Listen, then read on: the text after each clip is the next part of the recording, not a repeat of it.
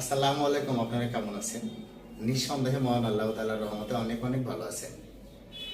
আপনারা যারা 2022 সালে অথবা 2023 সালে এইচএসসি পরীক্ষায় অংশগ্রহণ করতে যাচ্ছেন, তাদের কিন্তু গ্রামারের অতীব একটা গুরুত্বপূর্ণ অংশ সেন্টেন্স কানেক্টর এটা রয়ে গেছে। কমন 2022 সালের সিলেবাসে আছে, মানে 2023 সালের সিলেবাসেও কিন্তু এটা রয়েছে। আমি আজকে সেন্টেন্স কানেক্টর নিয়ে একটু গুরুত্বপূর্ণ আলোচনা করতে যাচ্ছি। সেন্টেন্স কানেক্টরস মানেই কিন্তু আমরা দেখেন দুইটা সেন্টেন্সকে যখন কানেক্ট করি অথবা আগের সেন্টেন্সের সাথে পরের সেন্টেন্সের যখন একটা সংযোগ স্থাপন করি যে ওয়ার্ডগুলোর মাধ্যমে, মূলত সেগুলোই কিন্তু সেন্টেন্স কানেক্টরস। দেখেন, আমরা একটা এক্সাম্পল দেখতেছি সরাসরি। Computer has made our life easy and comfortable, অর্থাৎ কম্পিউটার আমাদের জীবনকে করেছে সহজ এবং আরামদায়ক। Computer has made our life easy and comfortable, computer আমাদের জীবনকে করেছে সহজ এবং আরামদায়ক। আচ্ছা, ফুল স্টপ দেওয়া হয়েছে, তারপর আরেকটা বাক্য লেখা হয়েছে। দেখেন, এই বাক্যের শুরুতে গ্যাপ আছে। ইট বলতে কম্পিউটারকে বোঝানো হচ্ছে ইট has made the world globalised, এটা বিশ্বটাকে করেছে কি গ্লোবালাইজড। অর্থাৎ গ্লোবালাইজড আমরা তো বুঝি। আচ্ছা, থ্রু ইন্টারনেট কানেকশন, ইন্টারনেট কানেকশনের মাধ্যমে এটা কিন্তু আইসিটি বেস একটা ওয়ার্ল্ড তৈরি হয়ে গেছে আপনার কম্পিউটারের মাধ্যমে। তো আপনারা লক্ষ্য করেন, এই যে দুইটা বাক্য, এই দুইটা বাক্যের মধ্যে দ্বিতীয় বাক্যের আগে কোন শব্দটা বসলে দুইটা বাক্যের মধ্যে একটা কানেকশন তৈরি হয়। দেখেন, বিষয়টা হলো যে প্রথম বাক্যে যে ধরনের তথ্য দিয়েছে একই ধরনের আরেকটু তথ্য যদি দেয় দ্বিতীয় বাক্য, এমন যদি হয় বাক্য, দেখেন আপনি প্রথম বাক্যটা খেয়াল করেন, computer has made our life easy and comfortable, computer আমাদের জীবনকে করেছে সহজ এবং আরামদায়ক। It has made the world globalised through internet connection, internet কানেকশনের মাধ্যমে এটা বিশ্বটাকে করেছে গ্লোবালাইজড। আপনারা নিশ্চয়ই বুঝতে পারছেন, এটার ভিতরে আরেকটা তথ্য দেওয়া হয়েছে। প্রথমটায় যে তথ্যটা দেওয়া হয়েছিল, পরে আরেকটা তথ্য দেওয়া হয়েছে। যেমন মনে করেন যে মোবাইল ফোনের মাধ্যমে আমরা কি কথা বলতে পারি, আমি যদি পরে আরেকটা বাক্য দিই, মোবাইল ফোনের মাধ্যমে আমরা ফেসবুকে চালাতে পারি। তার মানে একই ধরনের দুইটা তথ্য আর তিনটা তথ্য, চারটা তথ্য, এরকম কিন্তু আমরা অনেক তথ্য দিতে পারি, পারি কিনা? এই ধরনের প্রথম বাক্যে যে ধরনের তথ্য দেওয়া হয়েছে, দ্বিতীয় বাক্যে যদি সেম একই ধরনের তথ্য পর্যায়ক্রমে দেওয়া হয়, তাহলে আমরা দুইটা বাক্যকে কানেকশনের ক্ষেত্রে দ্বিতীয় বাক্যের আগে আমরা বসাতে পারি উপরন্ত। উপরন্ত, এখন উপরন্ত ইংরেজি কি? মোর ওভার। আচ্ছা, অধি কিন্তু আমরা বসাতে পারি ফার্দার মোর। এছাড়া আমরা বসাতে পারি তাছাড়া, ইংরেজিটা হলো বিসাইডস। এছাড়া বসাতে পারে আরো, বলা যায় এর ইংরেজি হলো ইন অ্যাডিশন। ইন অ্যাডিশন শব্দের অর্থ হলো আরো বলা যায়। আমরা কিন্তু আরো আছে এই চারটার যে কোনোটা ব্যবহার করতে পারি। আপনি লক্ষ্য করুন, আমি যদি এই দ্বিতীয় বাক্যের আগে চারটার যে কোনো একটা ব্যবহার করি, কিরকম অর্থ ধারণ করে? Computer has made our life easy and comfortable, computer আমাদের জীবনকে করেছে সহজ এবং আরামদায়ক। উপরন্তু it has made the world globalised through internet connection, উপরন্তু এটা পৃথিবী ইন্টারনেট কানেকশনের মাধ্যমে পৃথিবীটাকে করেছে গ্লোবালাইজড।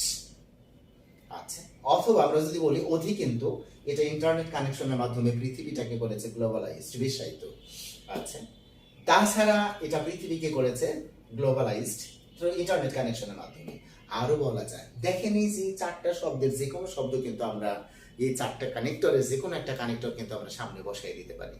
কিন্তু এখন আপনার মধ্যে একটা প্রশ্ন আসে না, আমি যদি এই বাক্যটার অর্থ না জানি, হতে পারে কিন্তু তখন আমরা প্রথম বাক্যের মধ্যে যে ইনফরমেশন দেওয়া হয়েছে, দ্বিতীয় বাক্যে যে সেম ইনফরমেশন দিয়েছে, একই ধরনের ইনফরমেশন গুলো এখানে দেওয়া হয়েছে একটার পর একটা, আমরা কি তখন বুঝতে পারবো?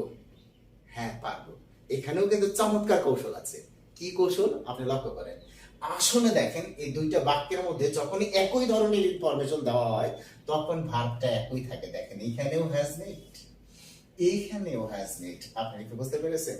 এইখানেও হ্যাজ মেড, এইখানেও হ্যাজ মেড। অর্থাৎ যখন ভার্বটা সেম, একদম সেম, হ্যাঁ, তখনই আমরা দ্বিতীয় বাক্যের আগে বসাইতে পারি moreover, furthermore, besides, in addition. কেমন লাগলো আপনাদের রুলসটা জানাবেন। আচ্ছা, এছাড়া আপনি দেখেন, আমি যদি কানেক্টরস এর ক্ষেত্রে, এগুলোই কিন্তু আমাদের সেন্টেন্স কানেক্টরস। কানেক্টরস এর ক্ষেত্রে যদি আমি আরেকটা ইনফরমেশন দেখাই, সাপোজ মনে করেন যে আমি যদি মোবাইল ফোন নিয়ে একটা বাক্য লিখি, মোবাইল ফোন, তেমন ধরেন আমি এখানে লিখলাম মোবাইল ফোন মোবাইল ফোন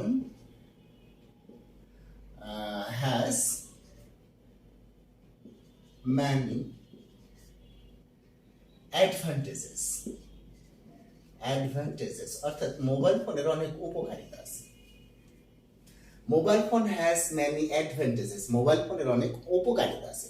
আমি পরের বাক্য লিখলাম, it is not free from defects, অর্থাৎ এর অর্থ হলো এটা ত্রুটিমুক্ত নয়। মোবাইল ফোনের অনেক উপকারিতা আছে, এটা ত্রুটিমুক্ত নয়। তার মানে খালি উপকারিতাই যে আছে তা না, কিন্তু অপকারিতাও কিন্তু আছে, বাক্য দ্বারা বুঝাইতেছে। কিন্তু আমরা যদি দুইটা বাক্যের অর্থই না জানি, এখানে আমরা কেমনে বসাবো যে এখানে আমাদের কি বসবে? কিচ্ছু না। আপনি দেখেন প্রথম যে বাক্যটা ছিল এই বাক্যটা হ্যাঁ বোধক, অ্যাফার্মেটিভ, হ্যাঁ বোধক। দ্বিতীয় বাক্যটা চলে আসছে কি না বোধক।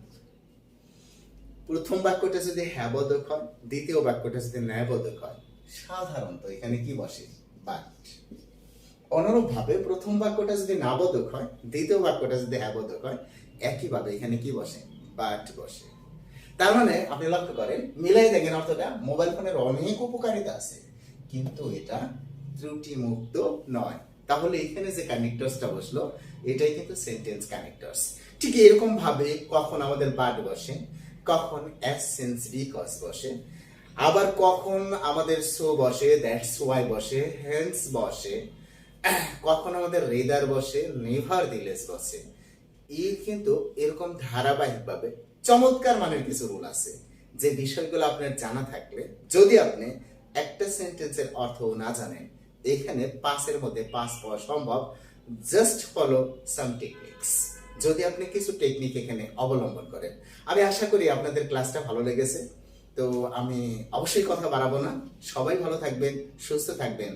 আল্লাহ হাফেজ।